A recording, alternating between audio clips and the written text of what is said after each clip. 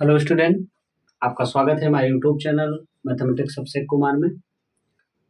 Class 10th वाले बच्चों के लिए हम जो है गणित के कुछ अभ्यासों को अभ्यास करवा रहे थे और जिसमें से हम त्रिकोणमिति और त्रिकोणमिति के अनुप्रयोग की चर्चाएं हो चुकी थी। अगला टॉपिक जो था वो निर्देशांक ज्यामिति था और निर्देशांक ज्यामिति से रिलेटिव ही अब हम जो अगला पॉइंट है जहाँ से 4 नंबर का क्वेश्चन पूछता है वो टॉपिक बताएंगे। जैसे आपके सामने लिखा गया है विभाजन सूत्र। तो सबसे पहले बेटा हम विभाजन सूत्र के बारे में हम समझते हैं। अभी तक तो क्या था, अभी तक हम दो बिंदुओं के बीच की दूरी निकालते थे। अब हम क्या कर रहे हैं, दो बिंदुओं को विभाजित कर रहे हैं। विभाजित का मतलब दो बिंदुओं को हम दो भागों में बांट रहे हैं। जब बांट रहे हैं तब उसके लिए जो फार्मूला बनेगा उस फार्मूले को क्या कहेंगे या उस फार्मूले के बेस पे हम कैसे सवाल को लगाएंगे। तो आइए समय को वेस्ट न करते हुए हम अपने टॉपिक पर चर्चा करते हैं। कहने का मतलब हमने अभी तक जो पढ़ा था सीधे सीधे हमारा जो फंडा था ये क्या था। जैसे मान लो यहाँ पर एक बिंदु था, ये P बिंदु, और ये दूसरा बिंदु हमारा क्या था, ये Q था। या आप यहाँ पर पी क्यू ना मान के आप ए और बी भी मान सकते हो, या कोई भी पॉइंट आप अपनी तरफ से यहाँ पर मान सकते हो। जैसे मान लो यहाँ का जो पॉइंट है वो हम मान लेते हैं ये ए है और ये हमारा बी है। ये हमारा ए है और वो हमारा बी है। इसके ए के निर्देशांक x1 कामा y1 है और बी के निर्देशांक जो है वो x2 कामा y2 है। अब इनके बीच के जो दूरी का फार्मूला था वो सबको पता है कि d बराबर हमने क्या पढ़ा है कि d बराबर जो होता है बेटा वो x2 माइनस x1 का होल स्क्वायर करते हैं प्लस y2 माइनस y1 का होल स्क्वायर करते हैं। तो ये दो बिंदुओं के बीच की दूरी का फार्मूला निकल जाता है। लेकिन अब यहाँ पर ये नहीं है। अब यहाँ पर कहने का मतलब हम क्या कर रहे हैं, जो रेखा थी, अब रेखाखंड के जो निर्देशांक दिए गए थे, निर्देशांक भी है, सब कुछ पता है, लेकिन हम क्या कर रहे हैं, इसको दो पार्टों में डिवाइड कर रहे हैं। जैसे आपके सामने ये अगर कहा जाए ये एक छड़ी है, जैसे मान लो ये दो मार्कर को हमने ऐड किया और दो मार्कर हमारा एक लंबी सी छड़ी बन गई। अब लंबी सी छड़ी बनेगी, अब इसको अगर दो पार्ट में विभाजित कर दिया जाए, विभाजन सूत्र लगा दिया जाए, कहने मतलब विभाजित कर दिया जाए, तो इसके लिए जो फार्मूला बनेगा वो क्या बनेगा। जैसे मान लो ये दो पॉइंट है, एक ए है और एक बी है, इसके लिए निर्देशांक x1 y1 है और इसके लिए x2 y2 है। आई बात समझ में। अगर यहाँ से हम कहा जाए कि इसको यहाँ से विभाजित कर दिया जाए और इसको यम और यन, ये जो है पॉइंट, अगर इसको हम P मान लें और इसके यन है, ये यम हो गया, ये यन हो गया, बीच में पॉइंट जहां पर हम इसको विभाजित किए हैं वो P है। वो क्या है, P। अब P बिंदु का जो निर्देशांक वो x कामा y है। वो क्या है बेटा, x कामा y है। अब इनके जो अनुपात है वो PA और PB, PA और PB का जो अनुपात है वो यम अनुपाते यन में इसको डिवाइड किया गया है। यम अनुपाते यन में इसको डिवाइड किया गया है। किसमें डिवाइड किया गया, यम और यन के अनुपात में बांटा गया है। यम और यन के अनुपात में बांटा गया है। अगर आपसे यहाँ से कहा जाए कि P बिंदु का निर्देशांक निकालिए, तो P बिंदु का निर्देशांक आप कैसे निकालोगे, इस बात की चर्चा हम करेंगे। तो ये बेटा जब यहाँ पर इसको बांट दिया गया तो ये क्या निकल गया, विभाजित हो गया। तो यहाँ पर इसका क्या हो गया, विभाजन हो गया। तो विभाजन के लिए अगर आप यहाँ से पूछेगा तो आपको यहाँ पर ये लिखना होगा कि यदि बिंदुओं, क्या लिखना होगा, यदि बिंदुओं x1 कामा y1, यदि बिंदुओं x1 कामा y1 व x2 कामा y2 को क्या करेंगे, यदि बिंदुओं x1 कामा y1 व x2 कामा y2 को यम अनुपाते यन में विभाजित, क्या कर रहे हैं, विभाजित किया जाए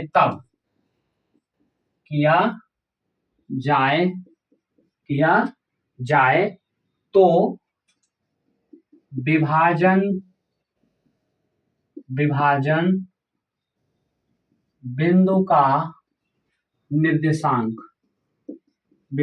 बिंदु का निर्देशांक क्या होगा, उस बात पे हम चर्चा करेंगे। अब जैसे यहाँ पर जो अनुपात दिया गया है बेटा, ये बातें अगर यहाँ से आपको समझ में आ गई तो निर्देशांक का जो ये विभाजन का जो सूत्र है वो बड़ी आसानी से आप समझ सकते हो। कहने का मतलब यहाँ जो पॉइंट दिया गया है वो x1 कामा क्या है, y1 है। इसका जो पॉइंट दिया गया है निर्देशांक x1 कामा y1 है। ये जो पॉइंट दिया गया है x2 कामा y2 है। इसको दो पार्टों में डिवाइड किया गया, मतलब दो पार्टों में इसको बांटा गया। एक यम, यहाँ से p से a के बीच की दूरी जो है यम है, और p से b की दूरी जो है वो n है। कहने मतलब इनको दो पार्टों में डिवाइड किया गया, और p के जो निर्देशांक x कामा y है इसी की वैल्यू आपको निकालना है। तो बेटा यहाँ पर जो होता है, यहाँ पर इसका जो फंडा है, जो यम है, यम का जो मल्टीपल होगा बेटा वो सदैव x2 वाले वैल्यू में होगा। कहला मतलब 2 वाले वैल्यू में, अगर 2 कहा जाए तो ये कौन सी वैल्यू है, मान लो ये 2 वाली है। यम की वैल्यू, यम का हमेशा मल्टीपल जब भी होगा मल्टीपल इसका, जब भी इसका गुणा होगा तो आप इसका मल्टीपल किस में करोगे, 2 में। और यन का जो मल्टीपल है वो किस में होगा बेटा, 1 में। इसको 1 2 बोल सकते हो, 1 कामा 2 का, 1 कामा 2 का बोल सकते हो। यम का जो मल्टीपल है वो किस में होगा, 2 वाले में। और जो यन की वैल्यू है उसका जो मल्टीपल होगा वो 1 वाले में होगा। तो इसके लिए जो निर्देशांक आप निकालोगे, मान लो P बिंदु के लिए आप निर्देशांक x कामा y का निकाल रहे हो, तो इसके लिए जो फार्मूला होगा बेटा वो हम क्या करेंगे, यम का मल्टीपल किस में होगा, हमेशा x2 के साथ होगा, मतलब 2 वाले में। और यन का जो मल्टीपल है वो किस में होगा सदैव बेटा, 1 वाले में। और अगर अनुपात को आपस में जोड़ दिया जाए तो यक्स का जो ये निर्देशांक है वो निकल जाएगा। फिर कामा y वाले में क्या करेंगे, हम यन से y2 में मल्टीपल होता है ये बताया गया। फिर प्लस दोनों को जोड़ रहे हैं, यन का मल्टीपल किस में हो रहा है बेटा, सॉरी यहाँ पर थोड़ा गड़बड़ हो गया, यहाँ पर जो गड़बड़ी हुआ, हाँ सही तो है, यम का जो मल्टीपल है वो y2 में है, और यन का मल्टीपल जो है वो बेटा 1 में है। और नीचे आपका क्या है, दोनों अनुपातों को जोड़ दिया गया है। तो ये जो सूत्र आपका निकला है यही है विभाजन का सूत्र। क्या कर रहे हैं, जो यम की वैल्यू है उसमें 2 का मल्टीपल 2 वाले के साथ मल्टीपल हो रहा है, और जो यन का मल्टीपल, जो यन है उसका मल्टीपल 1 के साथ हो रहा है। अब दोनों को मल्टीपल करने के साथ हम इसको क्या कर रहे हैं, आपस में जोड़ रहे हैं। जैसे यम का x2 के साथ किए हैं, फिर प्लस करके यन का x1 के साथ कर रहे हैं, फिर दोनों मानों को आपस में जोड़ रहे हैं, फिर नीचे अनुपात को जोड़ लिया जा रहा है। तो ये जो फार्मूला निकल गया है वो विभाजन का सूत्र निकला है। किसका सूत्र निकला है बेटा, विभाजन का सूत्र निकल गया है। तो ये किसका सूत्र निकला है, विभाजन का सूत्र। अब नीचे एक पॉइंट और हम ध्यान देंगे, तो अगर आपसे कभी भी विभाजन का सूत्र, अगर बिंदुओं को कह रहा है कि किसी भी अनुपात में अगर यम अनुपात यन में विभाजित करेगा तो ये फार्मूला लगाना है। लेकिन बेटा अगर कहा जाए, अगर मान लो यहाँ पर ये पॉइंट अगर यहाँ पर x2 y2 लिखा जाए और ये x1 y1 लिखा जाए, और ये कहा जाए ये यन अनुपात यम में डिवाइड है, यन यम कहने मतलब यन अनुपात यम में विभाजित है, तब भी जो इसका मल्टीपल होगा वो कहने मतलब यम अनुपात यन में मान लो विभाजित हो रहा है, तो इसका भी मल्टीपल जो होगा वो हमेशा सदैव जो होता है वो x2 के साथ होता है। किसके साथ होता है, x2 के साथ। तो भूलने वाली बातें यहाँ पर आप भूलिए मत, और यहाँ पर जो सूत्र है सूत्र आप याद करिए, उसी सूत्र पे आपको आसानी से सवाल को लगाना है। अब यहाँ पर जो है मध्य बिंदु का अगर आपसे निर्देशांक पूछे तो मध्य बिंदु का निर्देशांक आप कैसे लगाओगे। जैसे मान लो ये आपके सामने ये रेखाखंड था, इसका जो ए है ये बी है, और बीच में ये जो डिवाइड वाला पार्ट है वो पी। अब मान लो दोनों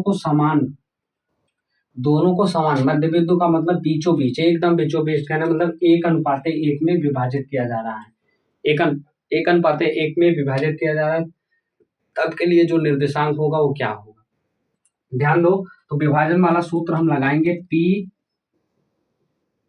एक्स कामा वाई का निर्देशांक जो होता है वो क्या होता है, mx2 प्लस nx1 बटे यम प्लस यन, फिर कामा यम y2 प्लस यन y1 बटे यम प्लस यन।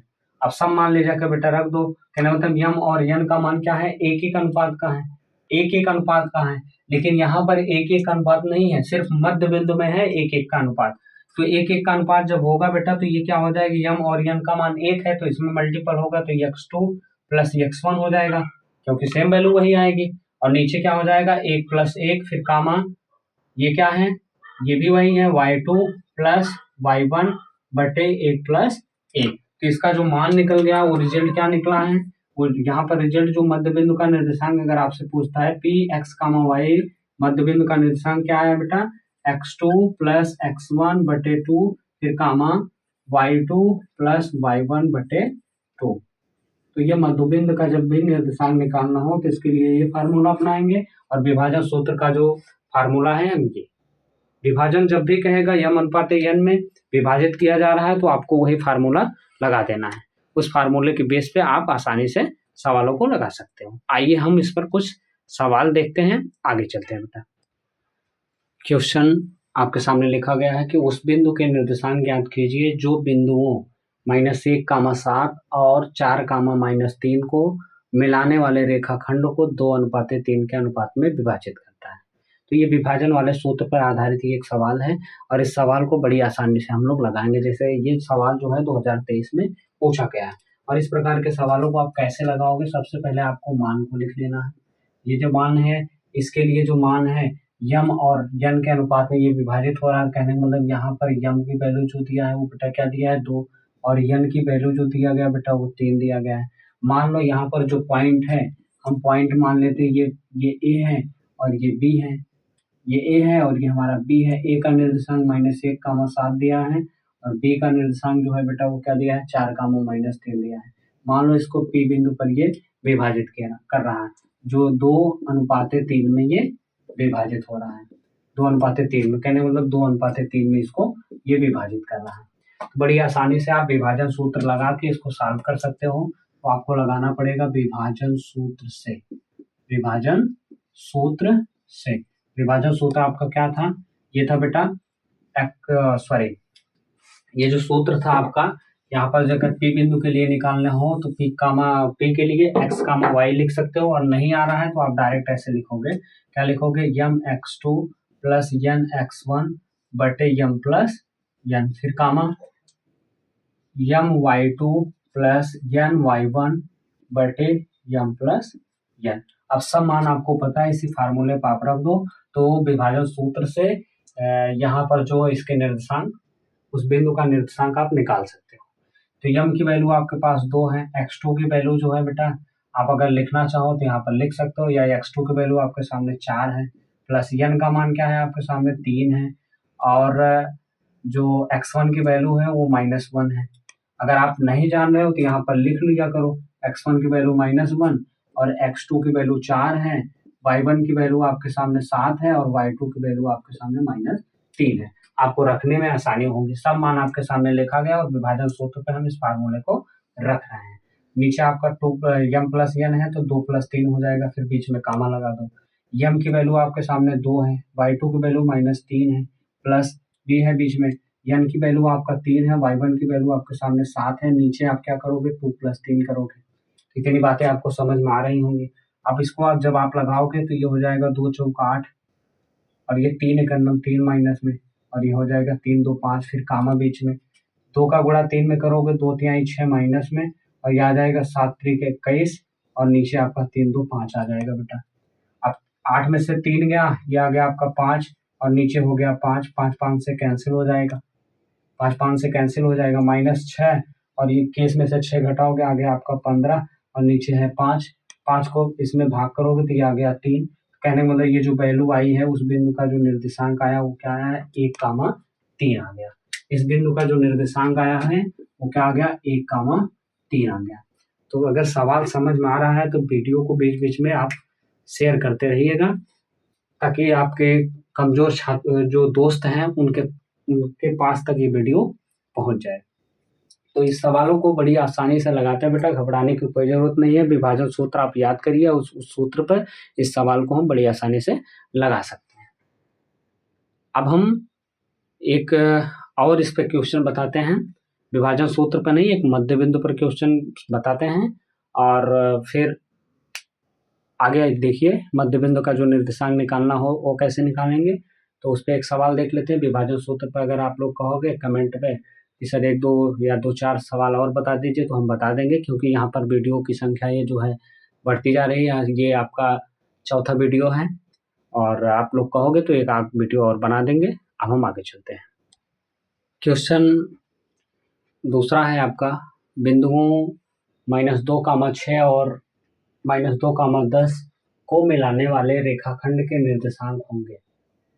मध्य बिंदु के निर्देशांक होंगे। आई बात समझ में? रेखाखंड के मध्य बिंदु के रेखाखंड मिलाने वाले रेखाखंड का या के मध्य बिंदु निर्देशांक होंगे। यहाँ मध्य बिंदु आप ऐड कर लीजिए।